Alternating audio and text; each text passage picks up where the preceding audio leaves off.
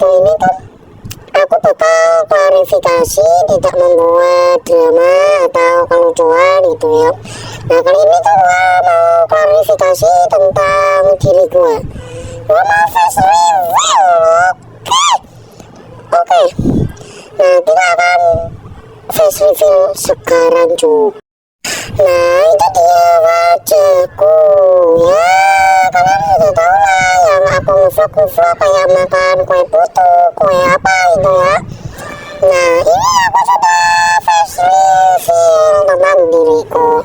Nah kenapa aku membuat drama kayak kelucuan ini, karena aku tuh ikut-ikutan kayak cemet gitu ya.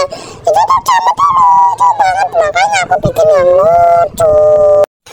Nah kali ini tuh gua mau spill suara asli gua. Nah gua tuh sudah spill di saluran gua, tapi di saluran itu kan ada kayak gini ya. Nah video panjangnya ada di YouTube-nya, itu langsung saja Davis. Oke sekarang kita langsung aja kok visinya kita langsung aja lanjutin suara asli aku. Nah ini tuh gua, suara asli gua. Kenapa kok aku pakai filter?